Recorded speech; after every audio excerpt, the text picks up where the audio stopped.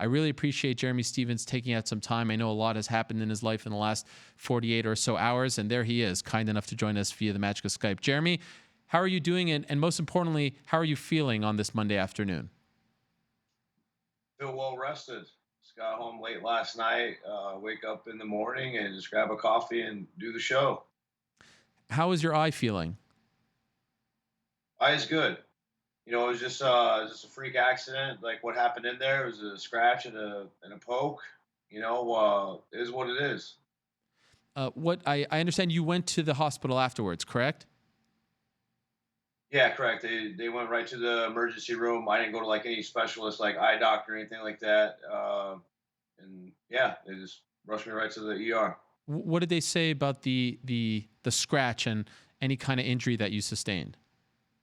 Just I had two scratches on my eyes and just like a bruise, I guess, like a scratch and a bruise, laceration, I believe is like what they called it. So nothing major, nothing permanently damaged. It was just a weird, weird thing. And so right now, are you in pain, or does it hurt to like be in the sunlight? How does it feel? No, I haven't really been in the sunlight. Just kind of keeping some shades on has been a thing. Other than that, I had they had patched my eye up. I didn't want anything like that or anything, I was just saying, but they patched, if you go to the doctor and your hand's messed up, of course they're gonna put you in a cast. They told me to keep the thing on for like 24 hours. And I just took the patch off, threw some glasses on, and all's good. So they replayed the sequence a million times. It looked like he actually hit you in the right eye and then in the left eye as well. Is that what happened? Were you actually poked in both eyes? Yeah, I was poked in both. When I went back, my right eye was stinging pretty bad. There was a scratch on that eye as well, and it is what it is. It was just a weird freak thing. I just remember coming down like this Three Stooges, and his fingers were in my face like this. Do you think he did that on purpose? No, of course not. I've poked people in the eye before, kicked people in the nuts. And I've been hit in the nuts. I've had a broken eye orbital against a badass and Donald Cerrone, and was able to fight. It was just one of them things where you get glazed, and it's an eye poke. It's like I mean, simple as like a paper cut, man. This shit hurts. Yeah. When it comes to your eyes, your eyes are very sensitive. You definitely need two eyes. I fought with a broken orbital, like I said, and that was painful, but I was able to see with a little bit of blurred vision. But in this one, it just grazed me right, in both my eyes actually. Your hands are supposed to be closed, and it's just one of them things. And in the fight, we didn't even get started. He threw like one kick, and next thing you know, we're trying to exchange, and then bam, right Yeah. in my eyes. Which one hurt more, the right or the left? The left hurt. It's the left one was a lot more painful. The right one was just it was scratched, and I know, like when I seen it, it was like, yeah, he got me there too. And I noticed that when I was trying to rinse off, that my eyes were burning. Both my eyes were burning, but it was my left eye. When you're in that situation, before they announce that the fight is off, you could tell like everyone's watching you, right? And you have your moment there with Herb Dean. The fight just started. The crowd is starting to lose patience. What kind of pressure is that on you? I feel for the fighter in that situation because everyone wants you to like shake it off and be tough and just go back out there and fight because everyone paid to watch this main event and they want to see the payoff. And you're in that moment where the entire arena is just watching you and praying for you to get better. Do you feel that pressure? Are you trying to like, force yourself to just open your eye to get better and it's not, and it's like this battle internally with your body? Like, please just open so I can see, but also I can't see. And I got all these people that are kind of like, putting this pressure, putting these eyes on me. Are you feeling that struggle when you're in there? No, not at all. At the moment, I'm just like, man, like what the heck is really going on with my eye, because it just wasn't relaxing. I remember the doctor coming in like, tell your eye to relax. And I'm like, yeah, Skip, I wish I could do that. I'm trying to recover here. Same thing. I got hit in the nuts my last fight really hard. I had to take almost five minutes to kind of recoup. It's just I'm trying to recoup within the amount of time and recover. It was unfortunate it couldn't continue. I get it. I totally get it. People pay to see a fight. How did you feel the referee Herb Dean and the ringside physician? How did you feel they handled the situation? Amazing, dude. Herb was the man, dude. I was just telling him, he's like, "Can you open your eye?" And I'm like, "No, no." And then he's just like, so "Get some water over here." You know, he's like, and the doctors came in, and he's like, "Oh, you still got a minute and a half." He's like, "Give me a minute and a half." And I'm like, "Cool. Let me recover here. I'm gonna have to take the full five." I didn't know what time it was because I couldn't even see. So I'm just sitting there waiting for the time, and Herb did a hell of a job. You know, as Herb Dean's one of the best damn referees ever in the game, you know, and he truly was experienced in there, and it was cool. It was just one of them freak things, you know. He did great. So they wave off the fight. I mean, did you agree with it in that moment? Like there was no way that you can continue? You know, they give you 5 minutes. You know, if you give me a little bit more time, maybe some water rinse off, but you know you can't do that in a fight. You know, it's just right off tops, man. I mean, fuck, I had, what was it, 15, 17, 20 seconds, something like that. You know, it's weird, bro. You know, I mean, it's unfortunate. I spent money in camp. Or Yair spent money in camp. Coaches spent time away from their families. You know, I'm still in the greatest shape ever. Uh, everybody wants to fight. This fight needs to happen. You know, that we're in shape. You know, it's just one of them freak little things. You know, it wasn't on purpose. I know that Yair's not a dirty fighter. Uh, we need to run this back. We saw the footage of you leaving the cage, being shielded by security.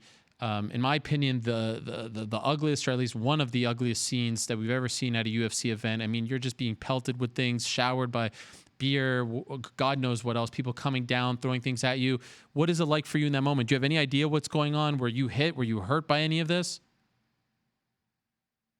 I felt a couple pesos and definitely had some drinks before I ended up in the back. You know, it was just I expected that from the fans. You know, whether I'd went in there, and I've been in hostile territory before in Brazil. You know, whether I would have knocked him out, might have been worse. You know, it was just I get it. People pay their hard-earned money to watch a fight. I knew they were going to be rowdy. I knew they were going to be on his side.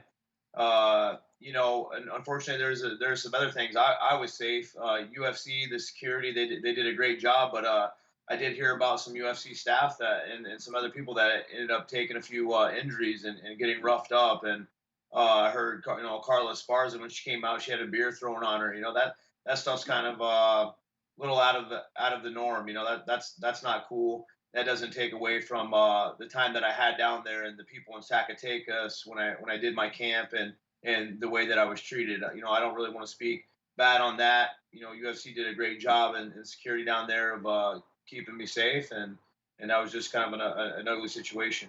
And just be clear, you said that you felt some pesos, like money being thrown at you, coins? Yeah, Wow. I mean, whatever it was, something hard, you know, whatever, beer and pesos or whatever they had. I don't know. I couldn't see, man. My Yeah. head was down. You know, I could just feel things. My coach, you know, I was looking for him, you know, and grabbed him, and right away he was like, "We gotta get the fuck out of here," and he knew as soon as he said that, that's when these things just started coming, you know, and I'm kind of thinking like, damn, you know, like I get it. You guys want to see a main event. I wanted to fight. You know, I've this is my first no contest, and I don't know. I don't even know my record, but I have probably close to over 50 fights. I haven't had anything ever happen like this. It sucks, you know. It's kind of I felt bad, you know. I just felt terrible. You know, here I am. My company's relying on me, main event. You know, I perform time and time again, and you know, I didn't even get a chance to fight. I totally get how the fans would be upset, you know, and it's out of my control the way that they react, you know, or what really goes on.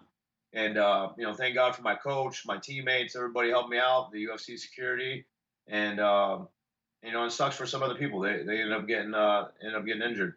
Did you see any of his post fight reaction? And if so, how do you feel about how he handled it?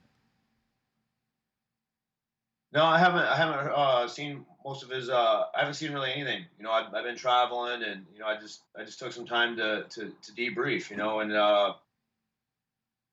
fuck, I mean, the other day we almost got into it at the hotel. I thought he was trying to come up and be cordial, and he comes up and he's trying to talk shit to me, and you know, I came here to compete and fight. You know, it's like so I had to shove him back across the hotel and get into it with him a little bit. So I mean, if you're gonna talk about me, let's talk about running it back in the United States and like some of the three greatest American places over here, and come to this otro lado, like the other side. We got Boston, we got MSG, we got DC. Those are three great American places. Like, if you're gonna talk about me, let's fight. I came here to compete. He's in great shape. I'm in great shape. We spent hard earned money. Like let's go. I came to fight. I came to compete. Like, this is a freak little thing. Let's bounce back. So where did this incident happen? In the lobby, somewhere in the hotel? You're saying that this wasn't like the Waynes or anything. This was when you guys were, away from the Yeah, cameras. I was bringing down my bags, checking my bags, waiting. I was gonna go grab some food, and then we were taking off. And he comes up like all cordial. I give him like a thumbs up, like, "Hey, everything okay?" And he comes up, like, shakes my hand. I thought he was trying to be like a gentleman. I get it. And he starts talking shit to me, and I was like, "Bro, I'm not from karate school, bro. I'm from the street. I'm here to compete. I'm here to fight. I'm here to kill you. So." Right away, my mentality was, back the fuck up. So I shoved him, and his coaches, his dad, and his parents, and everybody was just kind of like, whoa, whoa, whoa. And I know his sister has footage. I was waiting for them to release that footage, but I guarantee they're not going to release it because he looked like a coward there, coming up. I thought he was trying to be a gentleman. Unfortunately, that wasn't it. And he wants to talk and say anything. I don't know Yair. He doesn't know me. He but I'm not like that. I'm not gonna allow you to come up and try talking shit. Especially after you eye poke me. So it is what it is. Let's continue this fight. Let's go to the best three places in America and run this back. You got to come to this side. And I want to fight him, no Okay, doubt. and so just to be clear, this was yesterday. This is after the eye poke that this happened.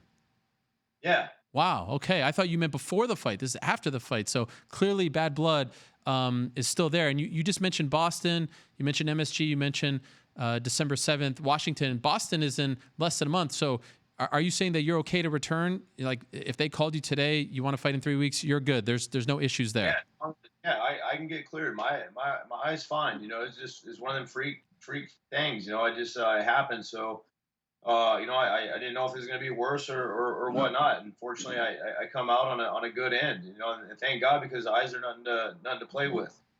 Uh, I'm in the best shape ever in my life. I spent weeks away from my family to, I didn't come down there for one check.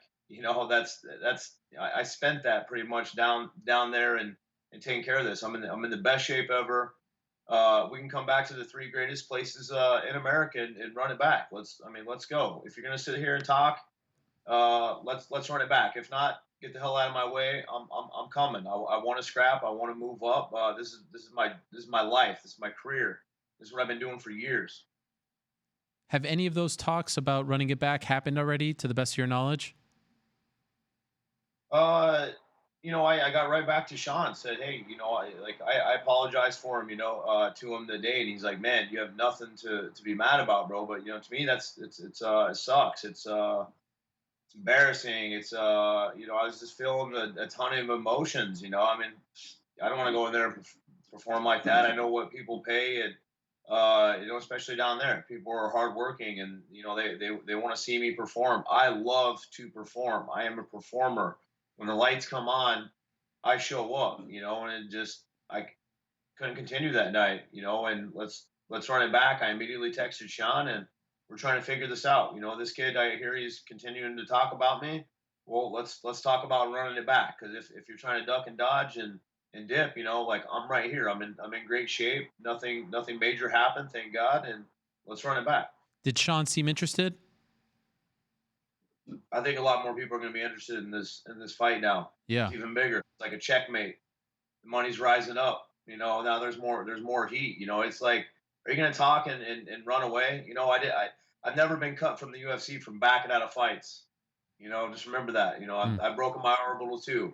Like, it's an eye cuts or an eye poke. It's a lot different. So let's go. You're in great shape. You're at the time. Like, let's not waste any time. I'm still ready to go. I've only eaten a little bit of food. I can still make weight this week if I had to. So let's continue this. Considering that reputation, Jeremy, what is it like to have people question, your integrity, say that you quit, say that you looked for a way out, that you were scared. Have you seen any of this stuff, and does it make you livid? Like, how do you react to that, considering you're one of those guys, people in the know that anytime, anywhere, I mean, you, like you said, you've never backed down from anything, and now you have people online questioning you. That's their limiting belief, man. I can't control what people think, you know, and half those, more than 90% of them don't even fight. Uh, it's out of my concern, you know. I don't worry about things that I can't control, so I'm not too worried about it. People can say everything. You know what the funny thing is, Ariel, is everybody can talk on the internet. No one's ever literally came to my face and says, Jeremy Stevens, you're a quitter, you suck, you're terrible, or any of those negative things that anybody would ever say. You know, Hmm. uh, so I'm fine, bro. Uh, there's nothing that you can do to hurt me. That shit I don't worry about. Last week, you told us you spent 6 weeks in Mexico leading up to the fight, spent around $30,000 on this camp. For all that to happen, to be away from your family and just get 15 seconds, like you don't get that ability to release the energy. What is it like coming home after all of this? Like without the W, without even being in a fight, without any bruises on you? Do you feel unfulfilled? Like, could you explain the emotions as you came back home after being away from so long and not actually getting an opportunity to really fight? Not only did I have to be away from home, so did he. So did his coaches. So did my coaches. So did like my family. You know, to come home with one check, bro, it's not how I feed my family. Look at me, like I'm in great shape right there. I'm in the best shape of my life. I felt well prepared. So it's an empty feeling, and to come home with one check is just I can't afford that.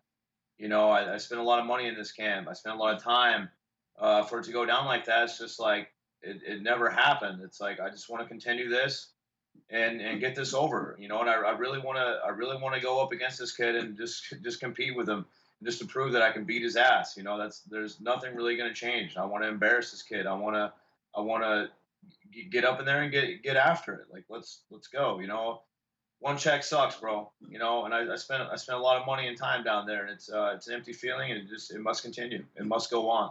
Show must go on. Well, happy to hear that you're okay, that it wasn't serious, and hopefully, I agree with you. It makes all the sense in the world to run it back, so hopefully that happens sooner rather than later. Boston, I think any of those cards, I've seen a lot of fans in Boston who wanted to see Zabit versus Calvin Kattar. That fight got moved. Say, want to put that co-main event under Weidman and Reyes. It makes all the sense. I'm sure you don't care if it's main event or not. You just want to fight this guy at this point. The greatest American states, brother. Yes, That's he's right. coming back to America. You know, the situation's reversed. There's more buildup. It's like a checkmate. You know, fortunately, like I'm okay. You know, let's that's the best thing that could happen. Now we're running it back in the states, in the Estados Unidos, in the greatest states in America. There's three of them. There's that Boston that you just mentioned. There's MSG on a huge card, and then there's DC, baby. So maybe I could be the ones bringing the Trumps into town. So I'm down for it. Let's roll.